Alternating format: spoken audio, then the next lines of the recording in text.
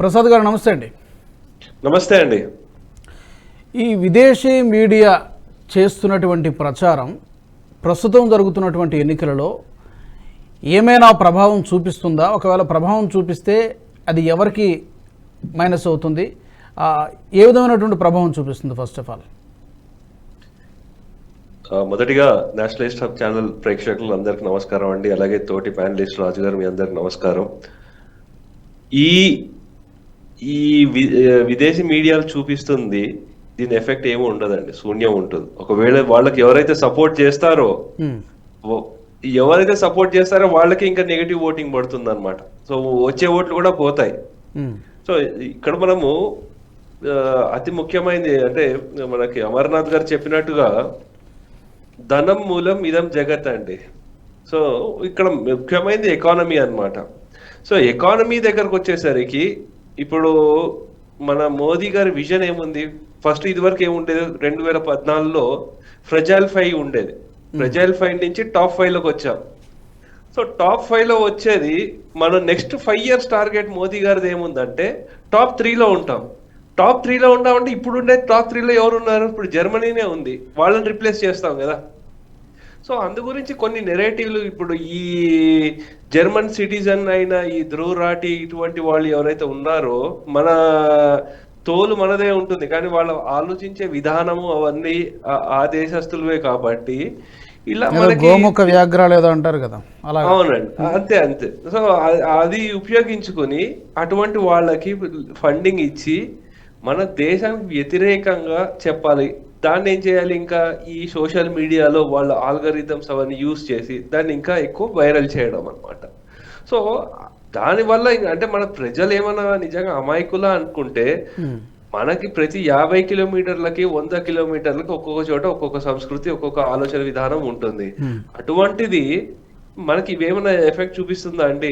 మనకి యాక్చువల్లీ ఇందాక చెప్పారు మన జయశంకర్ గారి గురించి, ఆయన ఇచ్చిన ఎక్సలెంట్ స్టేట్మెంట్ ఇచ్చారనమాట. అసలు అరే మీ ఓట్లు మీరు తేల్చుకోవడానికి మీ తీర్పులు ఏం కావాలనుకుంటే దానికి రిజల్ట్ కే మీరు కోర్టులకు వెళ్ళే వాళ్ళు, మీరు మాకు చెప్తారా మాకు ఇక్కడ ఎలా నడిపించాలో మా డెమోక్రసీ అనే దాని మీద ఆయన మంచి స్పీచ్ ఇచ్చారనమాట. చాలా అంటే మన భాగ్యనగరంలో జరిగింది వారు ఇచ్చింది. సో ఈ మధ్య అంటే ఈ ఎలక్షన్ సమయంలోనే జరుగుతున్న కొన్ని స్టేట్మెంట్లు ఎలా వస్తుందంటే, modification of India is complete, Times magazine. ఇంకోటి, India election fixing a win by outlawing dissent damages, అంటే డిసెంట్ ని మనము వ్యతిరేకించేసి మనం అడగదొక్కేసి మనకి ఎలక్షన్ గెలిచేస్తున్నారు. ఇంకోటి మనకి సౌత్ నార్త్ డివైడ్ తీసుకురావడానికి progressive south is rejecting Modi అట, బ్లూమ్స్బర్గ్ ఇచ్చింది. Mother of democracy is not in good shape, Financial Times. Modi's temple of lies అట, న్యూయార్క్ టైమ్స్. ఇవన్నీ పెద్ద పెద్ద వార్తాపత్రికలు. వీటిలో ఏంటి, మన వాళ్లే, మన దేశస్తులే, భారతీయులే మనం చెప్పుకున్న మహా మేధావులు మరి దేనికి ఆశపడే వాళ్ళు చెప్పే ఇవన్నీ వాళ్ళు ఇచ్చిన స్టేట్మెంట్లే ఇవి. ఇంకోటి మీరు ఇక్కడ చూసుకుంటే వీళ్ళందరికీ అంటే ఇప్పుడు కత్పుత్లి అంటారు, అంటే బొమ్మలాట ఉంటుంది కదా, దానిలో పట్టుకుని తిప్పేవాడు సోరస్ అన్నమాట. ఈ జార్జ్ సోరస్ వాడి ఏంటంటే, ఎక్కడైతే బలంగా ఉంటుందో దేశాలు వాళ్ళ కాళ్ళంతటా వాళ్ళు నిలబడుతున్నారో వాళ్ళని వీళ్ళేంటంటే ఈ డీప్ స్టేట్ అంటారు, వాళ్ళతో జార్జ్ సోరస్ వీళ్ళు కలిసి అస్తవ్యస్తం చేయడం వల్ల ఆర్థిక వ్యవస్థను. సో అలాగే వాడి మీద చాలా కేసులు ఉన్నాయి, 1 కాదు 2 కాదు వాడి గురించి చెప్పాలంటే. సో వాడు ఫండింగ్ చేసిన ఈ ఎన్జిఓస్ అవన్నీ ఏవైతే ఉన్నాయో, సో అవి వాళ్ళకి ఇక్కడ ఏదైనా మనం చేద్దాం అనుకున్న ఎన్నో విఫల యత్నాలు చేశారు ఈ మధ్య కాలంలో, అన్ని మనం తట్టుకోగలిగాం. సో ఈవెన్ మనకి ఇక్కడ ఫార్మర్ ఎడ్యుకేషన్ అన్నారు, అవన్నారు. నెక్స్ట్ ఇప్పుడు అరవింద్ కేజ్రీవాల్ విడుదల ఏదో పెద్ద ఏదో నెల్సన్ మండేలాని విడదీసిన, అంటే జైలు నుంచి బయటకు వచ్చినట్టు చూపిస్తున్నారు. అంటే మెయిన్ ఇక్కడ ఈ లాబీస్ చూసుకోవాలండి మనము. ఇక్కడ ఏంటంటే డిఫెన్స్ లాబీస్ ఉంటుంది. ఇప్పుడు మనకి ఏంటంటే ఆత్మ నిర్భర్ భారత్ లో ఏమవుతుందంటే ఎక్కువ మ్యానుఫ్యాక్చరింగ్ మనకి ఇక్కడ లోపల జరుగుతుంది, అంటే మన దేశంలోనే జరుగుతుంది. సో మీకు తెలిసి ఉంటుంది, కానీ ఎక్కువ కరప్షన్లు అయ్యేవి ఎక్కడంటే మనకి ఆర్మ్స్ లాబీ దగ్గరనే అవుతాయి అనమాట. మధ్యలో బ్రోకర్లు కమిషన్లు ఏవైతే ఉంటుందో దాన్ని మనము మోదీ గారు గవర్నమెంట్ వచ్చిన తర్వాత అసలు కరప్షన్ అనే పదమే ఎక్కడ లేకుండా చేసేసారు. సో అదొక లాబీ. నెక్స్ట్ ఇంకోటి ఏంటంటే ఇప్పుడు ఫార్మా జైంట్స్ ఉంటారు. వీళ్ళు ఫార్మా కంపెనీస్ వాళ్ళు ఏంటంటే మనం చూసుకున్నాము ఈవెన్ కోవిడ్ లో కూడా వాళ్ళు ఏం చేశారు, ఒక్కొక్క వ్యాక్సిన్ చాలా కాస్ట్లీ పెట్టి ఇంకా టర్మ్స్ అండ్ కండిషన్స్ ఒప్పుకుంటే చిన్న చిన్న దేశాలు మనకి సౌత్ అమెరికా కానివ్వండి, ఆఫ్రికా కంట్రీస్ లో కానీ ఆ వ్యాక్సిన్ తీసుకోవాలంటే దాని ఖర్చు ఏంటంటే మొత్తం వాళ్ళ దేశాన్ని తాకట్టు పెట్టే స్టేజ్ వచ్చేది. అటువంటి స్టేజ్ నుంచి మన భారతదేశము వసుదైవ కుటుంబకం అనే కాన్సెప్ట్ తో మనకి అందరికి ఉచితంగా వ్యాక్సిన్ ఇచ్చామండి. సో వాళ్ళకు కూడా ఎక్కడో కడుపు మంట ఉంటుంది కదండి, వాళ్ళ బిజినెస్ లో అవన్నీ పోయాయి. అలాగే ఆయిల్ లాబీ. సో వీళ్ళు ఏంటంటే సో ఈ మొత్తం వరల్డ్ లో ఉన్న ప్రైజ్ ని ఏంటంటే మ్యానిపులేట్ చేయడంలో వాళ్ళు మంచి సిద్ధహస్తులు వాళ్ళు. కానీ మనకేంటి, మనకి ఒక పక్కన రష్యాతో యుక్రెయిన్తో వార్ జరుగుతున్నా సరే మనకు తక్కువ ధరకే ఆయిల్ తెచ్చుకుంటున్నాం మనము.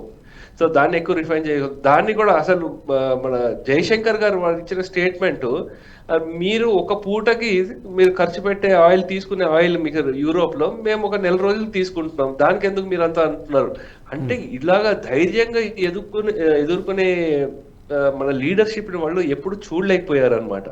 సో ఆ కారణం చేత ఏంటంటే ఇక్కడ బలమైన నాయకత్వం ఇక్కడ ఉంటే ఇంకా వాళ్ళ ఆటలు సాగవు, వాళ్ళ నెరేటివ్స్ సాగదు. అలాగే చైనాకు కూడా ఒకవేళ ఇప్పుడు చైనాకు కూడా భారత్ ఎప్పుడు అణగదొక్కడానికి చైనాకి వాళ్ళు ఎప్పుడు పైకి లేపారనమాట. సో వివిధ కారణాల చేత ఎక్కువ బిజినెస్లు ఇవ్వడము, దాన్ని చైనా మ్యానుఫ్యాక్చరింగ్ హబ్ గా చూపించడం అవన్నీ జరిగాయి. సో ఆ కారణం చేత ఏమైందంటే ఉట్టి చైనా మీద మొత్తం డిపెండెన్సీ అయిపోయింది, ఎందుకంటే చీప్ లేబర్ వల్ల. సో ఎప్పుడైతే కోవిడ్ వచ్చిందో ఆ కోవిడ్ వల్ల వాళ్ళకి మంచి బుద్ధి వచ్చింది కాబట్టి అక్కడి నుంచి ఏంటంటే కొంచెం మ్యానుఫ్యాక్చరింగ్ ని మళ్ళీ చైనా +1 లేకపోతే +2 పాలసీలు తీసుకొచ్చి మనకి వియట్నాం కానివ్వండి, భారతదేశానికి కానివ్వండి ఎక్కువ మ్యానుఫ్యాక్చరింగ్ ఇక్కడ వస్తుంది. ఇప్పుడు చూసుకుంటే యాక్చువల్లీ యాపిల్ మొత్తం వరల్డ్ లోనే ఎక్కువ మ్యానుఫ్యాక్చర్ అయ్యేది ఇక్కడ మన భారతదేశంలో. సో ఇటువంటి లాబీస్ అందు గురించి చైనా వాడికి ఏంటి, వాడి లెఫ్ట్ ఐడియాలజీని వాడు పుష్ చేయాలన్నమాట. సో అందు గురించి మనకి దేశంలో వీళ్ళు ఏం చేస్తారంటే మన వామపక్ష సిద్ధాంతమే మాకు ముఖ్యం, దేశం ముఖ్యం కాదనుకునే వాళ్ళని యూజ్ చేసుకుంటారు. అలాగే మా మతమే మాకు ముఖ్యం, ఈ ప్రపంచంలో ఎక్కడున్నా మా మతమే గొప్పది, మిగతా దేశంతో మాకేం పని లేదు, మా భాషతో ఏం పని లేదు, మా మతమే గొప్పది అనే ఛాందసవాదం ఉండే వాళ్ళని కూడా యూజ్ ఇక్కడ మీరు అన్నట్టుగా భారత్ ఎదుగుతోంది కాబట్టి, ఎమర్జ్ అవుతోంది కాబట్టి, టాప్ 3లో చోటు కోసం ఆ దిశగా అడుగులు ముందుకేస్తుంది కాబట్టి కంటగింపు డెఫినెట్గా ఉంటుంది. బీజేపీ ప్రభుత్వం దిగిపోవాలని కోరుకునే దేశాలు ఉంటాయి, ఇదే ప్రభుత్వం మళ్ళీ రావాలని కోరుకునే దేశాలు కూడా ఉంటాయి. ఈ జాబితాలో ఏ కంట్రీస్ ఉంటాయి? డెఫినెట్గా అమెరికా ఇటే ఉంటుంది, చైనా ఇటే ఉంటుంది, పాకిస్తాన్ ఇటే ఉంటుంది, జర్మనీ ఇటే ఉంటుంది, మేబీ బ్రిటన్ కూడా ఇటే ఉంటుంది. అసలు హ్యాట్రిక్ రావాలి మళ్ళీ అని ఎందుకంటే ఆల్రెడీ ఒప్పందాలు కుదుర్చుకున్నటువంటి దేశాలు కూడా కొన్ని ఉండొచ్చు, ఉన్నాయి, డెఫినెట్గా ఉన్నాయి. సో కోరుకునే దేశాలు ఏంటి అంటే కోరుకున్న దేశాలు ఏవైతే ఉన్నాయండి చిన్న దేశాలండి, వాళ్ళని అణగదొక్కి వాళ్ళని కాలనీస్ గా చేసుకుందాము, లేకపోతే ఈ ఎక్స్పాన్షనిస్ట్ చైనా ఎక్స్పాన్షనిస్ట్ వాటిని ధీటుగా తీసుకోగలుగుతోంది మన భారతదేశం ఒకటే అన్నమాట.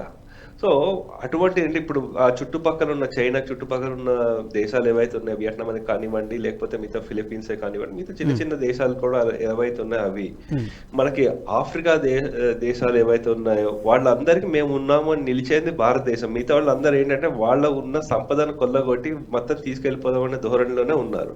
సో అందుగురించి ఇక్కడ ఈ డెవలప్డ్ ఏవైతే ఉన్నాయో, వెస్టర్న్ ఏవైతే ఉన్నాయో, యుఎస్ కానివ్వండి, కెనడా కానివ్వండి, కెనడా కూడా మీరు చూసుకోవచ్చు ఖలిస్తాన్ మూవ్మెంట్ ని వాళ్ళు ఎలా పెట్టి పోషిస్తున్నారు. సో అలాగే బ్రిటన్ లో కానివ్వండి, వీటిలో ఏంటంటే కొంచెం ఎలాగైనా అణగదొక్కుదాము, ఇప్పుడు మాలో మేమే పంచుకుందాం అనుకుంటే ఇప్పుడు ఇంకొక బలమైన దేశం వచ్చిందంటే మనకి ఇంకేం చేయలేము, మన ఆటలు సాగవు, మిగతా దేశాలన్నీ వీళ్ళ భారతదేశానికి వైపే వచ్చేస్తాయని ఒక భయం వాళ్ళకి ఏర్పడింది అనమాట. కానీ చూస్తూ ఉండండి ఇంకో 4-5 ఈ సంవత్సరాల తర్వాత వాళ్ళకి అర్థమైపోతుంది, సరే ఇంకా భారతదేశాన్ని ఏం చేయలేము. అందుగురించి అప్పుడు వాళ్ళ స్ట్రాటజీ ఏం చేంజ్ చేస్తారంటే if you cannot beat them join them అంటారు. ఓకే, సో ఏంటంటే భారతదేశంతో కలిసిపోయి మంచి సత్సంబంధాలు ఏర్పరచుకుని భారతదేశంతో ఇంకా బిజినెస్ ఇంట్రెస్ట్ పెంపొంచుకోవడం చూస్తారనమాట. సో ప్రస్తుతం మనకి బాగా సపోర్ట్ గా నిలుస్తుంది ఒకటి రష్యా దేశం ఒకటే. మిగతా వాళ్ళు ఎవరు అంటే ఈ G7 రాష్ట్రాల్లో చూసుకుంటే మనకి మిగతా దేశాలు ఏవి అంతలా కొంచెం మంచి కోరుకునే దేశాలు కాదు, మంచి కోరుకునే కాదు. ఎందుకంటే వాళ్ళ స్వలాభాలకి దెబ్బ పడుతుంది కదా. అదే వాళ్ళ స్థానాన్ని మనం భారత్ ఆక్రమిస్తుంది కాబట్టి ఆ స్థానంలోకి మనం ఎదుగుతున్నాం కాబట్టి డెఫినెట్గా వాళ్ళు మంచిని కోరుకోరు సహజంగానే. ఓకే, ఈ వీడియో మీకు నచ్చినట్టయితే లైక్ చేయండి, 10 మందికి షేర్ చేయండి, అలాగే కామెంట్ల రూపంలో మీ అభిప్రాయాలను మాతో పంచుకోండి. Nationalist hub group of channels ను సబ్స్క్రైబ్ చేసుకుని తెలుగునాట జాతీయవాద జర్నలిజాన్ని ప్రోత్సహించండి. ఈ వీడియో కింద ఉన్న బెల్ ఐకాన్ పై క్లిక్ చేయడం మర్చిపోవద్దు.